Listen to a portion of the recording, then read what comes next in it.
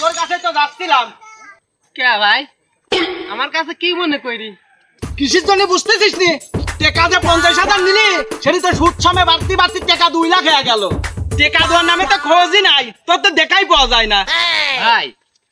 আমি না খুব বিপদের ভিতর আছি আমাকে আর কয়টা দিন সময় দেন আমি আপনার টাকা সুদি আসলে সব ফেরত দিয়ে দেবো নে আমাকে আর কয়টা দিন সময় দিন ভাই তো আলু দিল না নিয়ে সময় তো বহুত সময় দিছি আর তো সময় দিতে পারবো না নে তোর বাড়িতে যা আছে সব নিয়ে আসবো আর তোর বাড়িতে আছেই কি যে ওই বাল্লা নিয়ে আসবো আমি তোর বিরুদ্ধে চেয়ারম্যানের কাছে বিচার দিয়ে আইছি কালকে সকাল 10টায় তোর বিচার আর হাজির হোস আর যদি না হাজির হোস চেয়ারম্যান বৈদি নিয়ে যাবি নি তোর সাথে তো পেশাল বাড়ি লাভ নাই কাল সকাল 10টায় বিচার বোর্ডে চলে যাস আমি গেলাম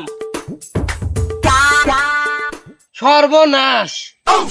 শালার পিতা আমার বিরুদ্ধে চেয়ারম্যানের কাছে বিচার দিছে আমি এখন কি করব এই বিপদেতে কেমনে উদ্ধার হব ও যাই আমি ওই বুদ্ধিমান তুষারের কাছে যাই ওর মাথায় তো মেলা বুদ্ধি ও তো আমার লোকে বুদ্ধি দিয়ে বেড়াই দেখি ও যদি কোনো বুদ্ধি দিতে পারে তুষার ভাই তুষার ভাই ও তুষার ভাই বাচ্চা আছো এই কিডা আমি লারা ও লারা আচ্ছা বাইরে দাঁড়া আসতেছি কি রে লারা কি মনে করি তুই ও ভাই আমি না খুব বিপদে পড়ি তোমার কাছে আইছি রে ভাই বিপদ তোর আবার কিসের বিপদ আমার গ্রামের মন্ডল ফিদি আছে না ওই মন্ডল ফিদির কাছে আমি 50,000 টাকা সুদের পার নিছিলাম ওই টাকা লাভ বাড়তে বাড়তে এখন 2 লাখ হয়ে গেছে ভাই আমি দিতে পারিনি এই জন্য ওই চেয়ারম্যানের বোর্ডে ওই সুদখোর বিচার দিছে এই জন্য ভাই আমি তোমার কাছে আইছি তুমি তো এত লোকে বুদ্ধি দাও ভাই আমাকে একটা বুদ্ধি দাও আমি কি করে বিপদেতে বাঁচবো ভাই আমার একটা বুদ্ধি দাও ভাই তাই তো রে আমি তো আর মাংনা কারো বুদ্ধি মধ্যে দিইনি রে আমি বুদ্ধি বেশি খাই আমার এটি পেশা ভাই তুমি যদি আমাকে এই বিপদেতে বাঁচাতে পারো তাহলে আমি তোমাকে 10,000 টাকা দেবো তো তুই যখন টাকা দিতে রাজি হলি আচ্ছা শোন তোকে বুদ্ধি দি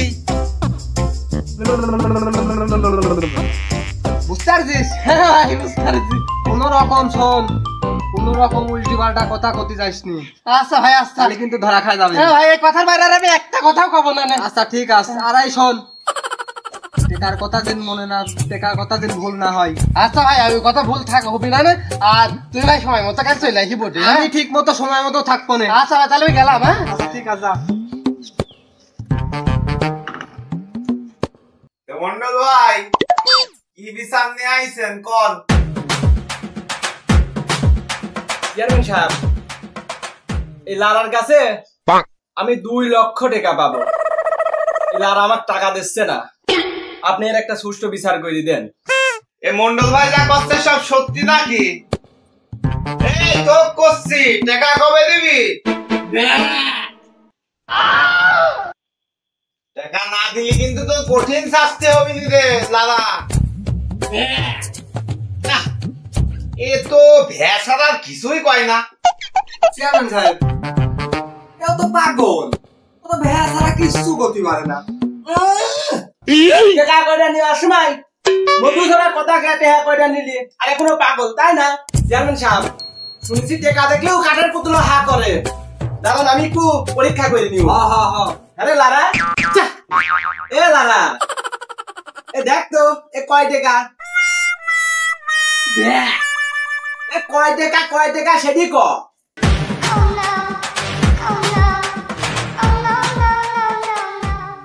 এই মন্ডল ভাই পাগলের আমি কি বিচার করবো ও তো উম্মা যত পাগল হয়ে গেছে এই তো জিজ্ঞেস করলি খালি ভ্যা ভ্যা ভ্যা ভ্যা করে দেখো তো দেখো আচ্ছা যাও ও ভালো হলি বলে ওর কাছ থেকে টাকা নিয়ে নিও আর যদি ও না দেয় তখন আমি এক ব্যবস্থা নেব না কিন্তু এখনো কি বিচার করবো কও শালার ভালো লোকে টাকা দিলাম পাগল হয়ে গেল বুঝতে পারলাম না কাহিনীটা লস গেল এই লারা দেখেছিস তো আমার কথা মতো কাম করি তোর 50,000 টাকা বাড়তি 2 লাখ টাকা হয়ে গেছিলি 2 লাখ টাকা তুই তো মাপ পাই গেলি দে 10,000 টাকা দে ভ্যা ভ্যা ভ্যা এই আমার দিয়া বুদ্ধি এই আমার করে প্রয়োগ করলি কেমন হইলি